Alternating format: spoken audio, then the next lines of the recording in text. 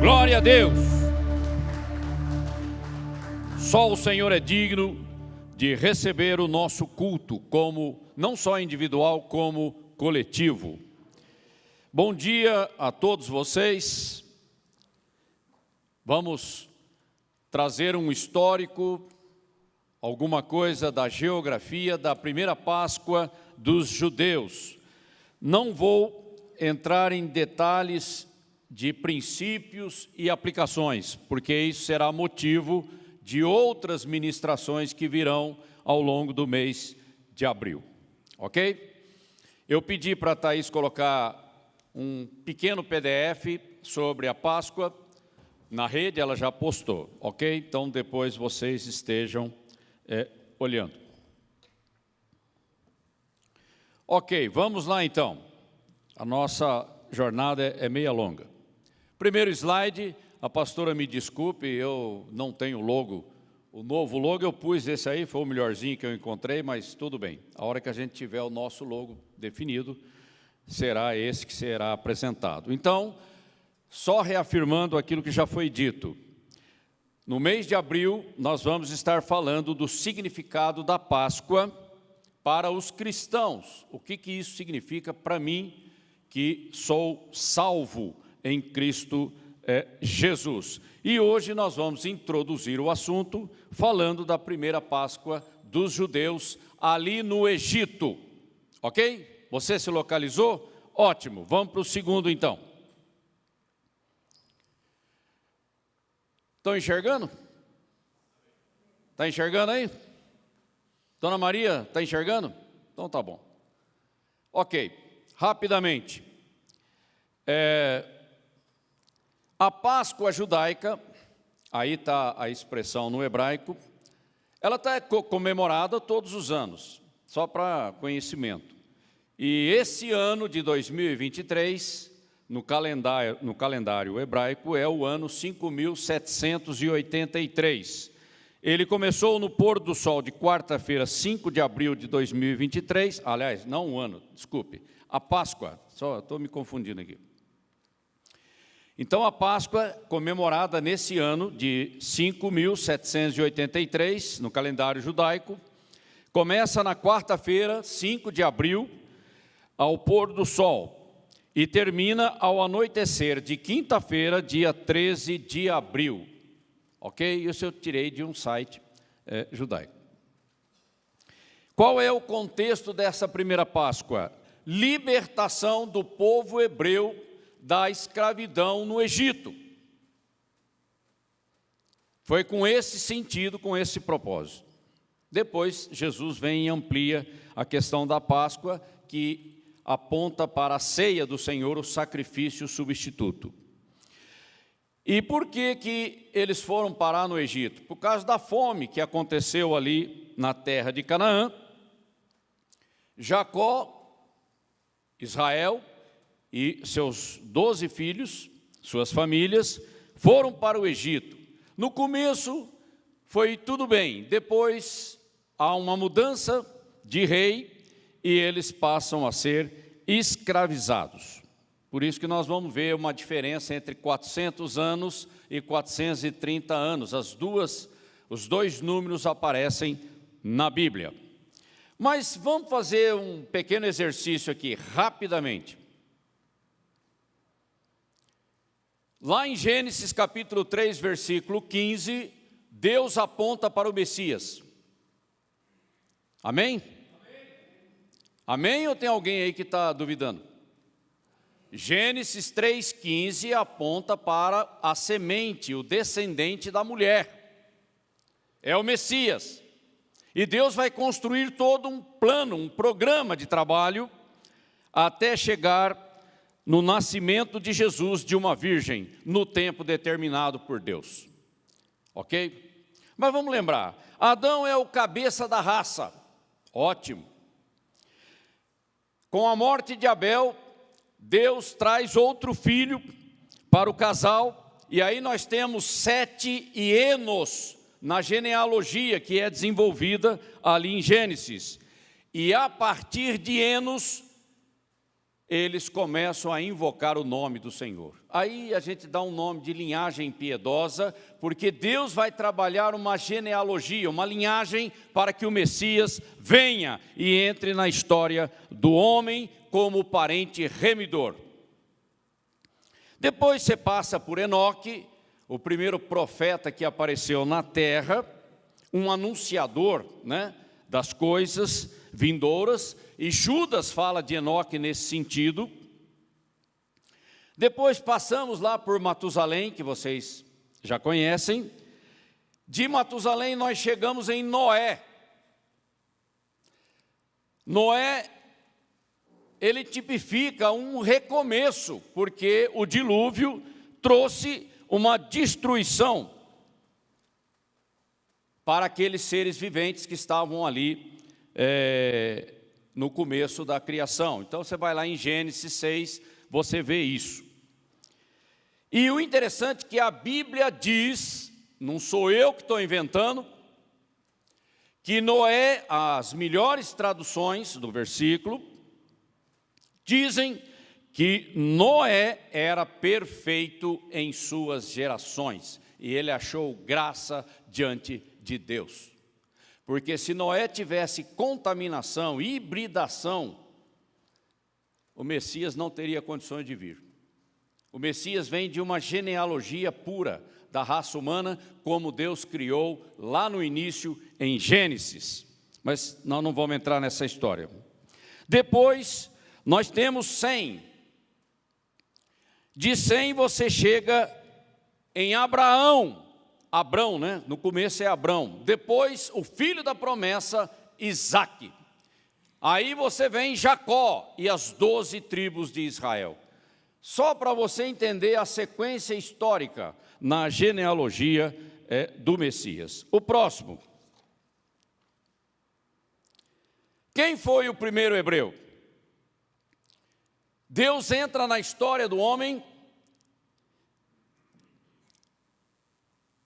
e ele diz para Moisés, ali na sarça ardente: eu sou o que sou, eu sou quem sou. Mas antes de Moisés, nós temos que olhar para Abraão, porque o chamado foi para Abraão, e Abraão é o cabeça dos patriarcas. Porque foi através do chamado de Abraão que nós chegamos em Jacó e Israel. E Deus falando para Moisés, muito tempo depois: o meu nome, eu sou o que sou, eu sou Deus, eu sou eterno, eu sou perfeito, eu não mudo, eu não erro. Esse é o nome, ok? E é a mesma coisa que você vê lá em Enos, quando começaram a invocar o nome do Senhor. Há uma tradição de fé ao longo das gerações. E aqui nós vemos o monoteísmo da religião judaica. E o cristianismo vem dos judeus, não vem de outro lugar, não. E os hebreus, só para a gente caracterizar a origem histórica, foram guiados por Abraão para a terra de Canaã, a terra da promessa. Eles saíram lá da Mesopotâmia, lá da região da Babilônia. Abraão saiu lá de Ur dos Caldeus, perto ali do Kuwait, no Oriente Médio. Nós vamos mostrar já um mapa aqui, ok? E ele vai para a terra prometida. Terra prometida significa que Deus, quando fala, você tem que crer no que Ele fala. E Abraão creu, por isso ele é o pai da fé. É na promessa que você tem que crer, ok? Próximo slide, só para a gente... Aí nós temos... Aí é o ano civil, já não é um ano religioso, tá? Dos judeus, que começou no pôr do sol do dia 25 de setembro de 1922 e vai até o pôr do sol de 15 de setembro de 1923, segundo o calendário gregoriano. Só para vocês terem uma ideia que há uma divergência aí entre o que nós usamos e o que eles usam, tá bom? Já já vocês vão entender como Deus estabeleceu o ano religioso.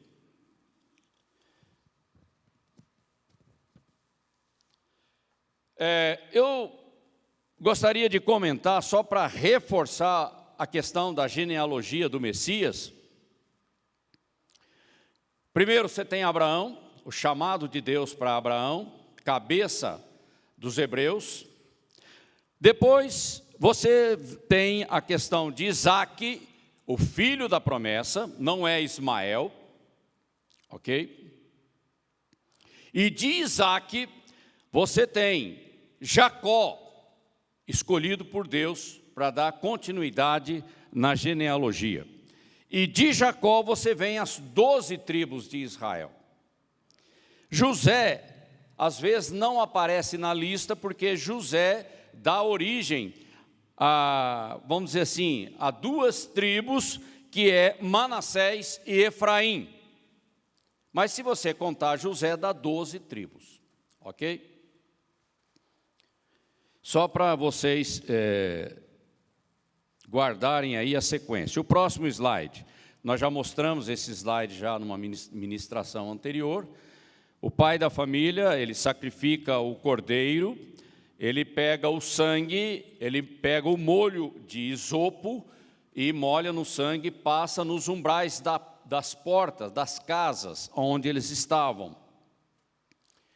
A viga horizontal a gente chama de verga, e as vigas verticais nós chamamos de batentes ou umbrais, né?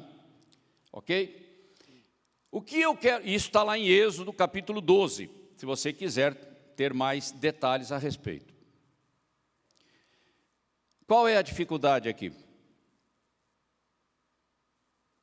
A dificuldade que para você fazer isso aí, no meio do Egito, era algo complicadíssimo. Não foi numa boa. Porque primeiro, para sacrificar um cordeiro, ia contra a cultura dos egípcios. Ok? E você tem que lembrar que a cultura dos egípcios é uma cultura pagã. E Deus chama o povo hebreu para cultuar o único Deus vivo e verdadeiro, que é Yahvé. Então existe um risco para quem toma essa atitude no meio daquele povo hebreu que estava escravo no Egito. Tanto é que a situação foi tão complicada que Deus teve que enviar 10 pragas para quebrar o coração de Faraó. Não foi numa boa. Qual a lição que nós tiramos disso? Aquele povo que fez isso creu em Deus. Demorou para cair a ficha na minha cabecinha, tá? O Espírito Santo falou, você anda questionando uns negócios aí, mas você não está prestando atenção. Para fazer o que eles fizeram, eles tiveram que crer na palavra de Deus que veio através de Moisés. Não foi Moisés simplesmente, era Deus falando com Moisés e Moisés falando ao povo em nome de Yahvé. E isso exige fé. Deus sempre trabalha através da fé.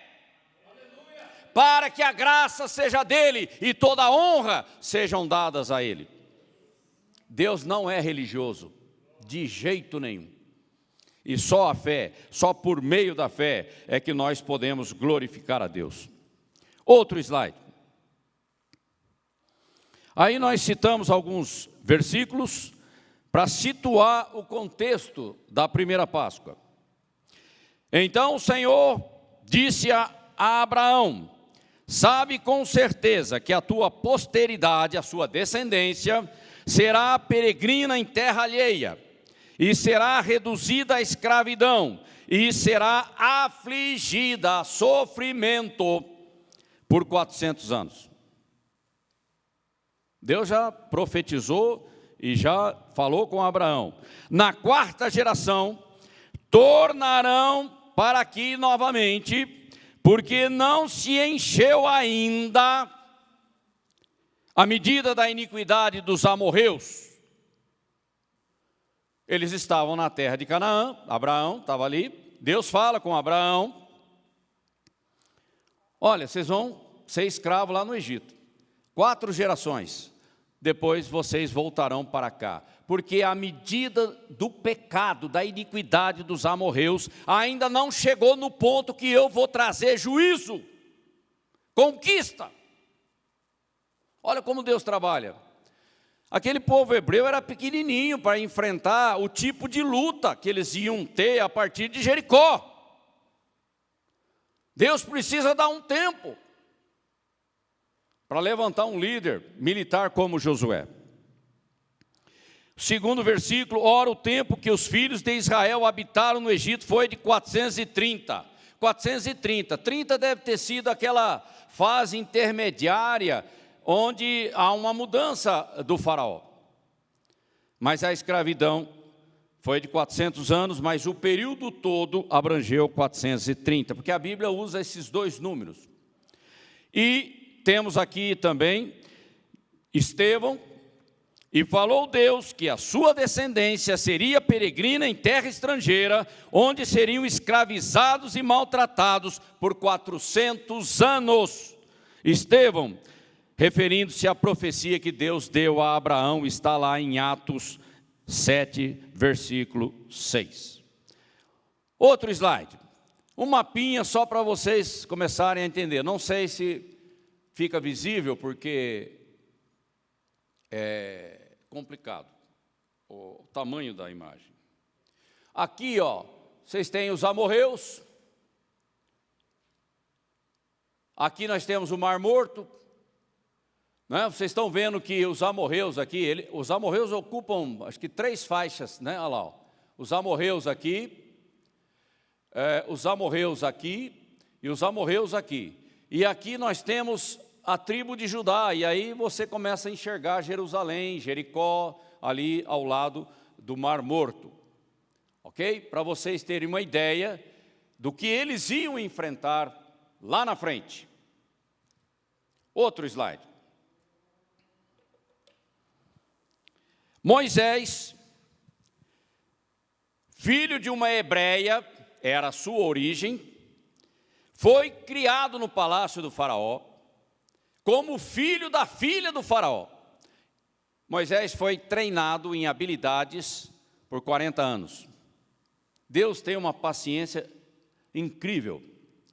Depois, Moisés mata um egípcio numa contenda e foge para a terra de Midian, porque senão seria morto. E passa a viver como pastor de ovelhas, casa com a filha de Jetro e fica ali 40 anos no deserto. Deus trabalhando o caráter de Moisés, porque a obra que Deus tinha através da vida dele era algo tremendo, grandioso. E Moisés foi escolhido para ser o canal, o instrumento da libertação do povo hebreu, da escravidão do Egito, e Deus aparece a Moisés ali na sarça ardente. Ontem à noite, olhando esse versículo, o Espírito Santo trouxe uma luzinha na minha cabeça. Ele falou assim: você viu qual foi a atitude de Moisés quando o Senhor apareceu na sarça ardente? Você prestou atenção? Porque às vezes a gente lê a Bíblia assim, passa e vai embora. Não, a atitude de Moisés foi a mesma de Samuel. Fala que o teu servo escuta. Moisés não foi movido apenas por curiosidade. Moisés, já na hora, ele percebeu que era o Senhor falando e comissionando e trazendo alguma coisa. A postura, a atitude nossa quando Deus fala conosco é a base do sucesso daquilo que Deus tem para nós. Se você não aprende a escutar o Espírito Santo, você não vai ter direção na sua vida. Você vai fazer na tua força, religiosamente, e provavelmente isso vai dar errado. E quando Moisés volta para o Egito, ali são 40 anos de batalha. A missão de Moisés ao longo da libertação daquele povo e da travessia do deserto até chegar nas portas ali do Rio Jordão. Então, somando tudo, dá 120 anos, Deus trabalhando na vida desse homem. E às vezes, Deus está trabalhando na tua vida há uma semana, 15 dias, e você está reclamando. Paciência para andar com Deus, senão a gente se perde. Outro, aqui eu só trouxe para quebrar um pouco a narrativa e introduzir alguma coisa do Novo Testamento.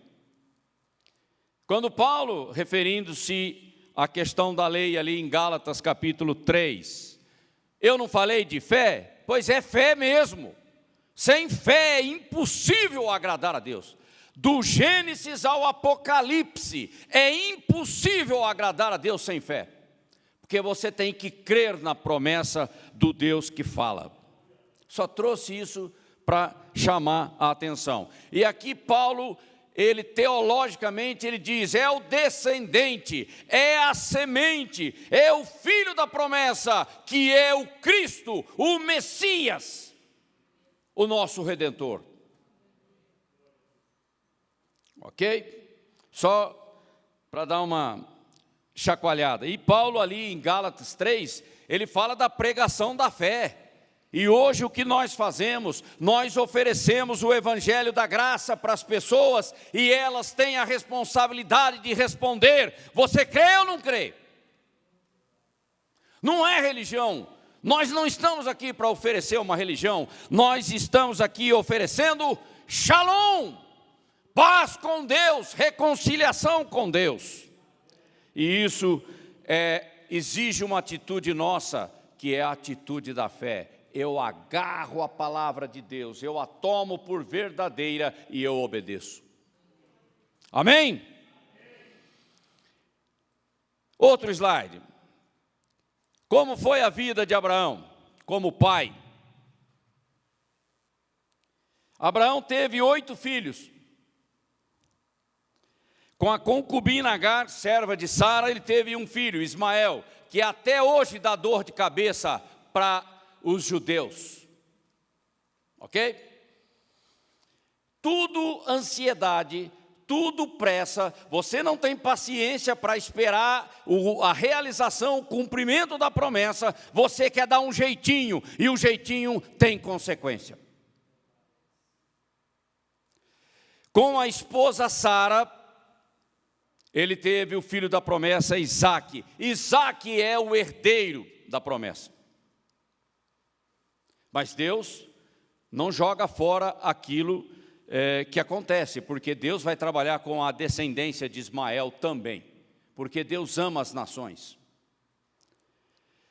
Com Quetura, que Abraão teve filhos com Quetura depois da morte de Sara. E aí estão os nomes dos filhos de Quetura com Abraão. Mas o filho da promessa é Isaque. E uma coisa importante, Deus pediu o sacrifício de Isaque. Não é? Pediu ou não pediu? Ou eu estou meio confuso aqui, não? Não é? Deus pediu o sacrifício do Isaque, o único que ele tinha, era o herdeiro da promessa, e Deus pede o sacrifício para testar a fé de Abraão. E o que Abraão disse ali? Vale para nós. Deus proverá para si um cordeiro. Jesus Cristo de Nazaré. Vê como a Bíblia ela vem desenvolvendo a narrativa. E quem são os herdeiros ou os descendentes de Abraão nos dias atuais? Judeus e árabes. E hoje, o maior inimigo de Israel são os muçulmanos. Só que Deus ama as pessoas. Ultimamente, o Senhor Jesus Cristo tem aparecido em sonho, em visão, para iranianos que são muçulmanos, e eles têm se convertido só de ver ter uma visão do Senhor Jesus Cristo. Já que ninguém consegue entrar lá, Jesus entra. É interessante a gente guardar essas coisas no coração.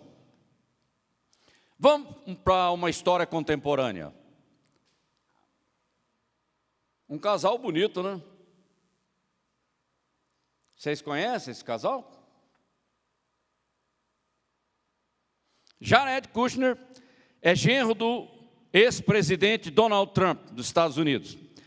E essa moça aí é a Ivanka, que é filha do primeiro casamento de Donald Trump.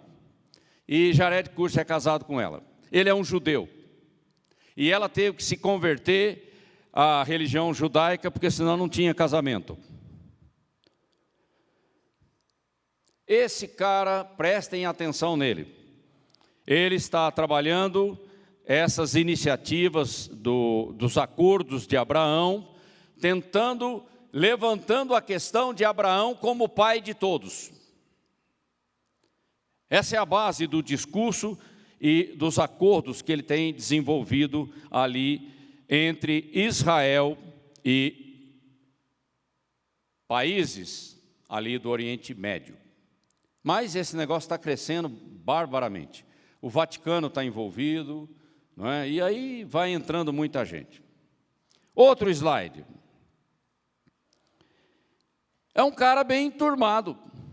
Ele está em todo lugar, com as maiores autoridades mundiais. Ali ele está numa conversa entre o Donald Trump e o Benjamin Netanyahu.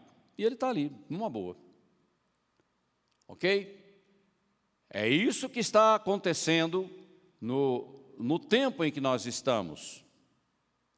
O que está por trás disso? Bom, tem muita coisa por trás disso, mas não é o assunto nosso aqui. Ok? Outro, só para a gente acelerar. A rota, um mapinha aí da rota de Abraão. Olha, dá uma olhada aqui. Ur dos Caldeus está aqui no fim do rio Eufrates, e aqui nós temos o Kuwait. Foi daí que ele saiu, quando Deus o chamou. Ele atravessa toda a região da Mesopotâmia, que é isso aqui, ó, em torno da Babilônia, vai até Arã, depois vem descendo, bate no Egito e volta de novo para as terras de Canaã. Só para vocês entenderem aonde fica Ur dos Caldeus, porque quando a gente fala, a pessoa fica pensando assim, onde será que é isso? Está aí, mostrando para vocês. Próximo slide. De novo, só para afirmar o entendimento. Aqui nós temos o Golfo Pérsico, aqui nós temos o Kuwait, Ur dos Caldeus deve estar mais ou menos aqui. Aqui nós temos o Iraque, o Irã, a Síria, aqui Israel, Jordânia, Arábia Saudita, Líbano, a Turquia logo ali em cima. Essa região aqui era a antiga Mesopotâmia. Foi daí que Abraão saiu. Próximo slide. Mais um mapinha. Midian, nós vamos já mostrar já. Foi para cá que Moisés fugiu. Aqui nós temos o Monte Sinai, onde Moisés recebe as tábuas da lei. Aqui nós temos o Mar Morto, a terra de Canaã, aqui Gósen, que é onde eles estavam, e aqui o delta do rio Nilo, e aqui o Mar Vermelho. Eles atravessaram, mais ou menos por aqui, o Mar Vermelho. Outro. Moisés sai dessa região aqui e vem para Midian, ok? Só para vocês entenderem, aqui nós temos o Golfo de Acaba e aqui o canal de Suez, que é logo aqui para frente. Outro, o rio Nilo, porque nós estamos falando de um povo que saiu ali das regiões do delta do Nilo. O delta do Nilo está aqui, ó, desaguando no mar Mediterrâneo. E a maior nascente, a maior extensão da nascente do rio Nilo está no Burundi, que é na África. E esse rio tem 6.650 quilômetros de extensão a partir do seu maior afluente ou nascente. Maior do que o Nilo, só o rio Amazonas, pegando toda a bacia hidrográfica do rio Amazonas, nós temos 6.992 quilômetros. Por isso que todo mundo está de olho na Amazônia. Água e além de outras coisas. Próximo.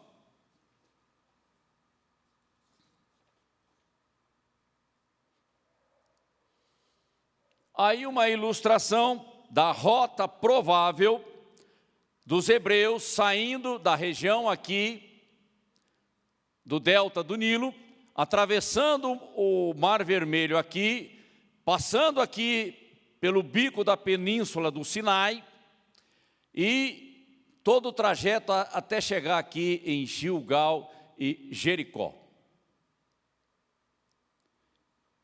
E mais ou menos por aqui a gente tem os dois espias, lá, falando lá de Caleb e Josué e mais uma turma lá que foi espiar a terra, tá bom? Só para vocês entenderem do que nós estamos falando. Mais uma imagem aí de satélite da NASA,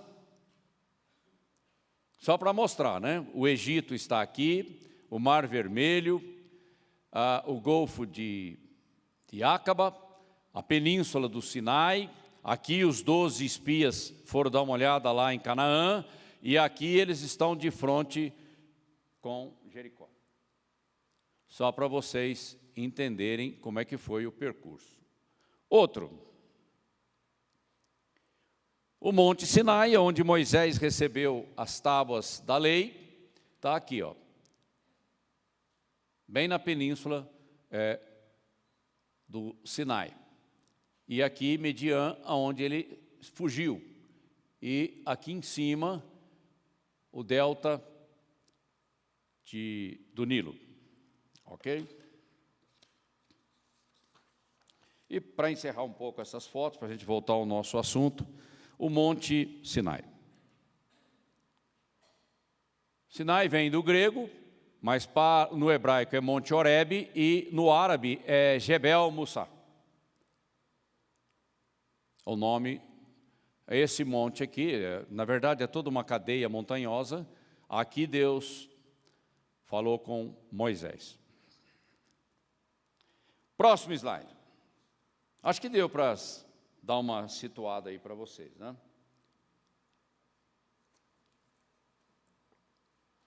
Primeira Páscoa aconteceu no Egito. A data, mês de Nissan, ordem divina. Por isso que o mês de Nissan é o primeiro mês do calendário religioso judaico. Não é o ano civil, tá bom? E para nós aqui no nosso calendário é março, abril, tá bom? E é o início da primavera no hemisfério norte. E ele passa a ser o primeiro mês do calendário judaico. Páscoa é uma festa familiar, cada família na sua casa.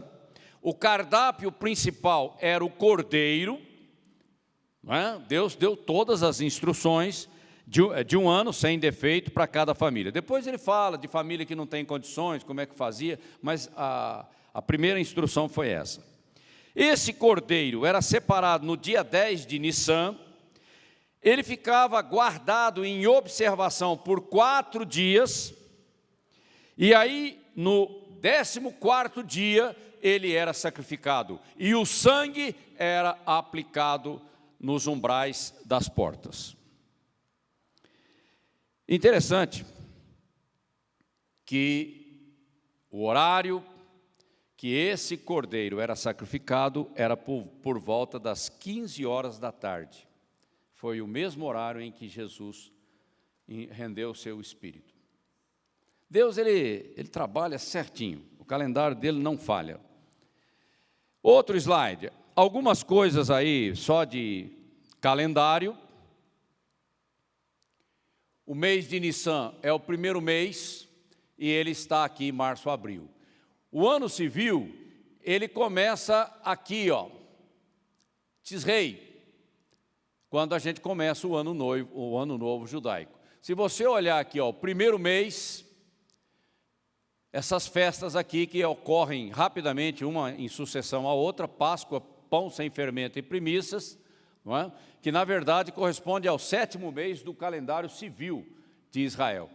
E quando você tem trombetas, Rosh Hashanah, o 1º mês do ano civil, aí acontece Rosh Hashanah, que na verdade é o 7º mês do calendário religioso. Próximo. Mais um resuminho, depois quem quiser, eu não sei se a Thaís, cadê a Thaís? Ok.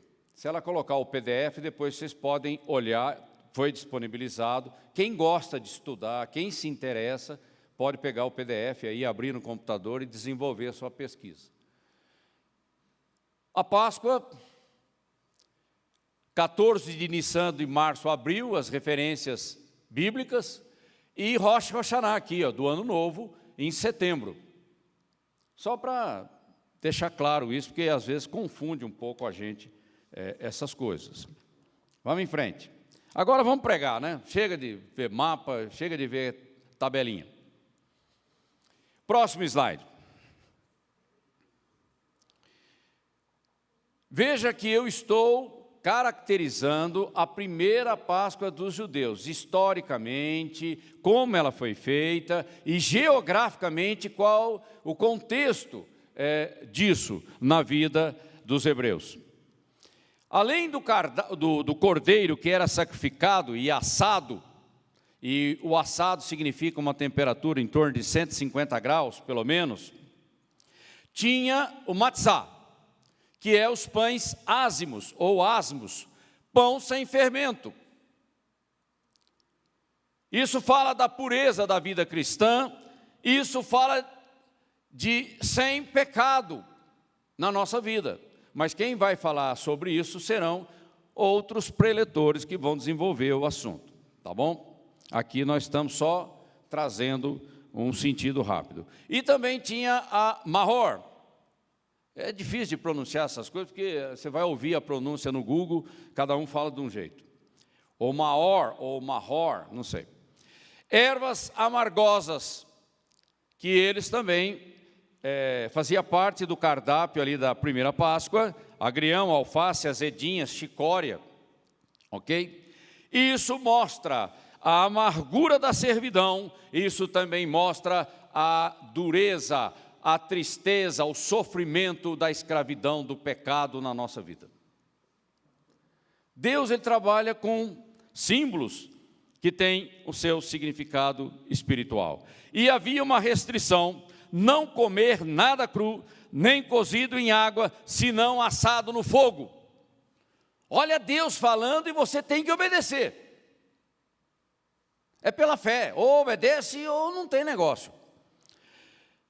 E eles deveriam comer o cordeiro com a sua cabeça e com os seus pés e com a sua fressura, que é os miúdos do animal, o fígado, o coração, etc. E esse cordeiro por inteiro fala que a família de Deus é uma unidade, ele nos enxerga como unidade. Israel é uma unidade, a igreja é o corpo de Cristo, é uma unidade. Não tem divisão. Amém? Uma implicação espiritual que você pode tirar. E não deveria nada cru, nem cozido em água. A interpretação disso está no PDF que nós já disponibilizamos para vocês.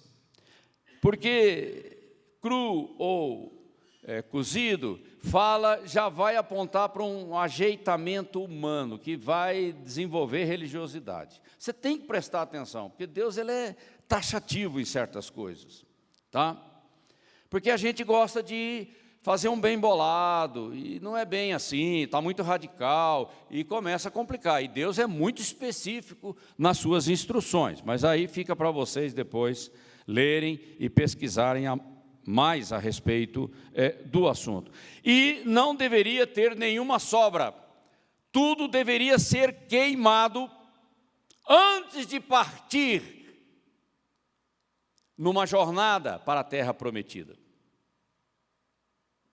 porque isso aconteceu à noite, né? Matou o cordeiro às 15 horas, passou nos umbrais da porta, ali na viração do dia é feita a ceia da Páscoa, e ao longo daquela noite eles vão comendo aquele cordeiro, aquelas coisas, e de repente, ao toque da trombeta, é hora de partir. Marchem!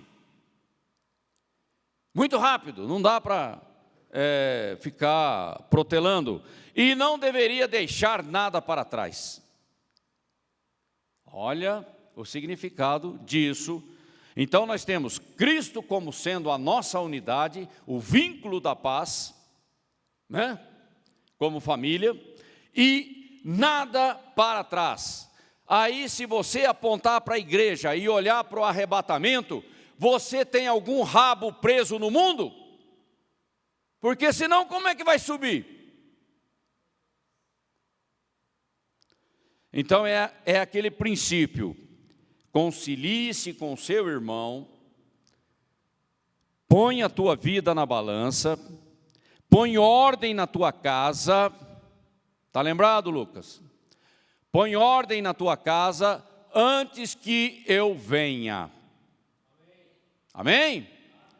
Isso serve de instrução para nós. E nós vamos ter a ceia do Senhor sendo estabelecida pelo Senhor Jesus, ali em Mateus 26, 20, e depois Paulo fala lá em 1 Coríntios 11, 23, numa festa da Páscoa. Por isso que a ceia fala: fazei isso em memória de mim. Jesus está falando da sua vida como sacrifício pelos nossos pecados, morte substituta. Outro slide.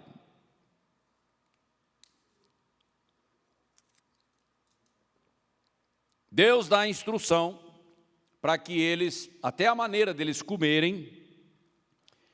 Quando Deus dá uma instrução, é porque aquilo quer desenvolver no teu coração uma atitude, uma expectativa, é compromisso, é obediência. Não é do seu jeito, é do jeito dele. Os vossos lombos estejam cingidos. Esteja pronto para partir, meu filho. Os vossos sapatos nos pés, ou sandálias. Não vai procurar a sandália onde está, sei lá, na hora de partir. Não deixa para a última hora. E o vosso cajado na mão, prontinho para sair. O pai com toda a família que creu nas instruções de Deus. E o comereis apressadamente. Ah, não é para ficar batendo papo e vai esticando, dá 9 horas da manhã, o povo já foi e o cara está comendo cordeiro ainda. Não, apressadamente, porque vocês vão partir. Esta é a Páscoa do Senhor. O que me lembra isso? Efésios 5, 14, 17. Remir o tempo, posição de vigiar e ocupado na casa de Deus, pronto para partir, sem nenhum rabo preso com o mundo. Aleluia! Aleluia! Porque essa é a instrução e o significado. Lombos cingidos, sapato nos pés e cajado na mão, por quê? A Páscoa significa uma passagem, uma cobertura, por ocasião da 10ª praga, a morte dos primogênitos. E o que isso me lembra? Apocalipse, capítulo 20, versículo 6. Bem-aventurados, benditos aqueles que tomam parte na primeira ressurreição. O preço já foi pago. Aquele preço lá no Calvário é a promessa de Apocalipse 26. Benditos aqueles que estão inseridos na primeira ressurreição, porque a segunda ressurreição, que é uma ressurreição para a condenação da segunda morte, no trono branco. Jesus pagou o preço da minha e da tua redenção. E a Bíblia nos chama de bem-aventurados. Amém? Amém. Glória a Deus. O molho de isopo você passava o sangue nos batentes e verga das portas, nas casas onde eles estavam realizando a ceia. Gente, aquela família, se não cresce na palavra de Deus, eles não o fariam. O Espírito Santo me corrigiu, porque eu comecei a ficar meio duvidoso com essas coisas, até mandei um material para um pastor, para ele fazer uma análise, mas eu não percebi que para sair do Egito você tinha que crer em Deus. Mas a dificuldade é você ler Hebreus capítulo 3, aí você fica assim, mas aquele povo era salvo? Foi essa a questão que eu apresentei para o pastor. E para sair do Egito você tem que crer, senão você não sai, você fica lá. Assim como para ser arrebatado você tem que crer, senão você fica. Essa que é a santificação, é outra coisa. A gente não pode confundir a santificação com a salvação. E vocês já vão ver já um versículo que eu trouxe aqui.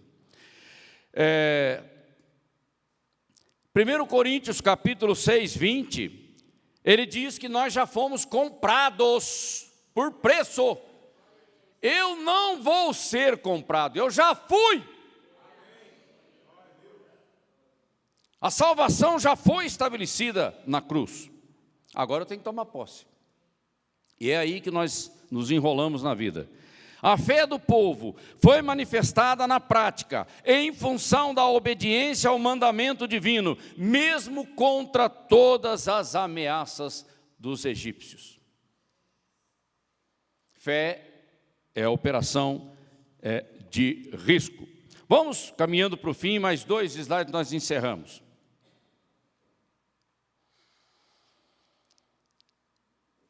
O sangue vos será por sinal nas casas em que estiverdes. E quando eu vir o sangue, passarei por cima de vós, cobertura, e a praga não cairá sobre vós, para vos destruir, quando eu ferir a terra do Egito. A cobertura do sangue do Cordeiro na nossa vida. Ok? Isso está lá em Êxodo 12, 13. Porque a vida da carne está no sangue. Tira o sangue, morre. E vou-lo tenho dado, o sangue, sobre o altar, para fazer, sobre o altar eram os sacrifícios que eles ofereciam no altar, para fazer expiação por vossas almas, as suas vidas, porque é o sangue que fará a expiação pela alma. Então não é religião. O sacrifício já foi feito, é único, perfeito, não vai ser repetido. E ele tem validade eterna. Mas o interessante, está lá em Levítico 17, 11, o interessante é que Deus me fez lembrar de Gênesis capítulo 3, 21. Qual foi a roupa que Deus providenciou para Adão e Eva quando eles pecaram? Folhas de figueira não serve, meu filho. Não dá, isso é enganação.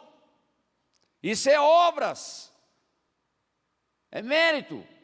Não, eu vou sacrificar um animal, vou tirar as peles e vou te dar uma túnica.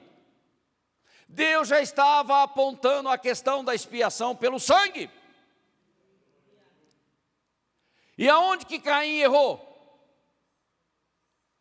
Caim era um cabeção, porque ele não prestou atenção no que Deus fez para resolver o problema de Adão e Eva. Abel sim. Por isso que Deus não aceitou o sacrifício dele. Está errado, não é assim. E ele ainda boquejou com o Senhor e não ouviu as instruções de correção de Deus na vida dele. Está lá em Gênesis, é só você olhar. Tem que ser do jeito de Deus, senão não funciona. Por isso que religiosidade não resolve nada na minha vida. É o novo nascimento, é a nova criação que me interessa. E quase todas as coisas são segundo a lei, purificadas com sangue, e sem derramamento de sangue não há remissão de pecado. Perdão! Segundo o autor de Hebreus 9, 22.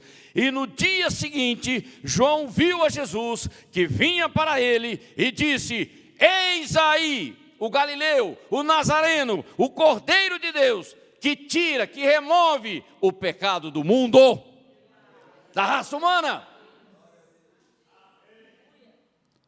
João 1, 29. Então, todos aqueles sacrifícios que eram oferecidos no Velho Testamento era apenas prorrogação de prazo, era apenas uma cobertura temporária. O verdadeiro sacrifício estava aguardando o tempo determinado de Deus, quando Jesus entra na nossa história. Goel, o parente remidor.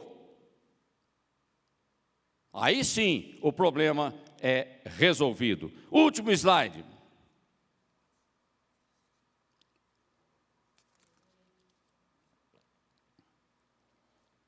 Diante de tudo isso, qual é a minha atitude? Porque sentar na igreja para ouvir uma pregação e sair do mesmo jeito, fica difícil o Espírito Santo trabalhar na tua vida. Ou a palavra de Deus te incomoda, ou, não sei, Deus vai trabalhar de outro jeito. Joguem fora.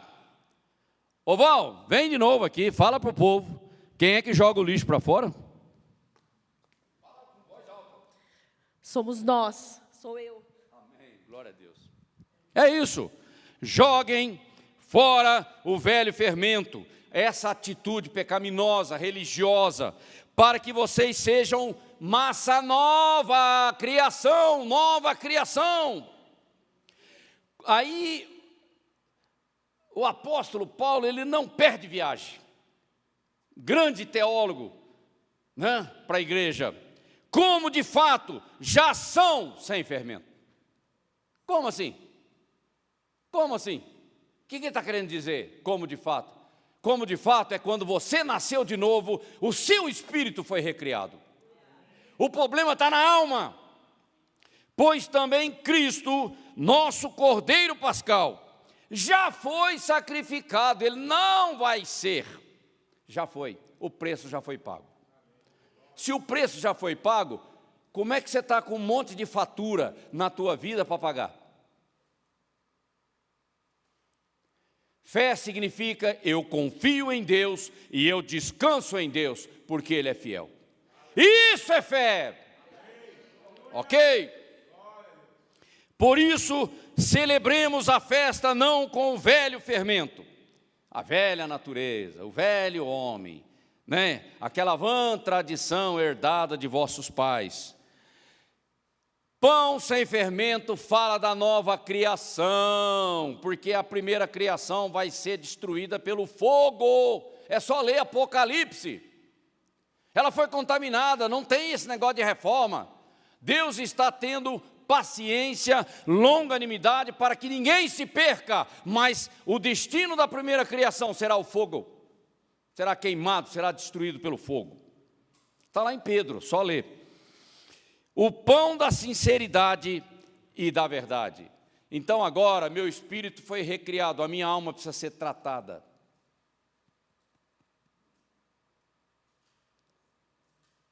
A minha alma, através do meu corpo, tem que apresentar os frutos da justiça divina, da justiça eterna que vem da nova criação.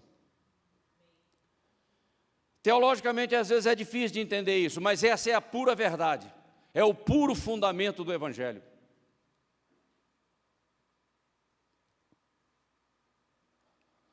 E se você quiser conhecer mais sobre o assunto, só lê 1 Coríntios capítulo 5, ali Paulo desenvolve isso.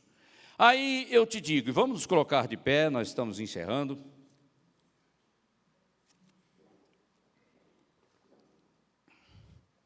Qual vai ser a minha atitude diante disso? Vou continuar duvidando? Vou continuar questionando? Vou continuar procrastinando? Ou eu vou me quebrantar diante de Deus, diante do preço inestimável que foi pago pela minha salvação. E agora a minha vida eu apresento como sacrifício vivo no altar de Deus, para que não seja pela minha justiça própria, mas sim pela justiça eterna que o Espírito Santo traz ao meu espírito recriado. Essa é a minha atitude. Ok? E a Páscoa para nós significa ressurreição, para nós que somos igreja. E a Páscoa para mim significa que o preço da minha redenção já foi pago. Eu não devo mais nada para o diabo, ok? Porque não é por esforço próprio, é pela graça. E eu creio no meu Deus e eu tenho certeza que o meu Deus é fiel, que Ele me ama e que Ele está atento para qualquer detalhe da minha vida. E está na hora de ir jogando o lixo para fora. Vai jogando o lixo para fora, vai jogando o lixo para fora. E Deus vai trabalhando a tua maturidade. E uma coisa que nós temos que entender é que Deus usa pessoas maduras.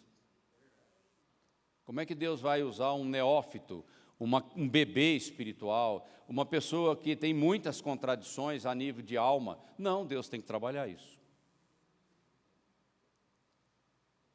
Essa é a minha atitude diante da Páscoa.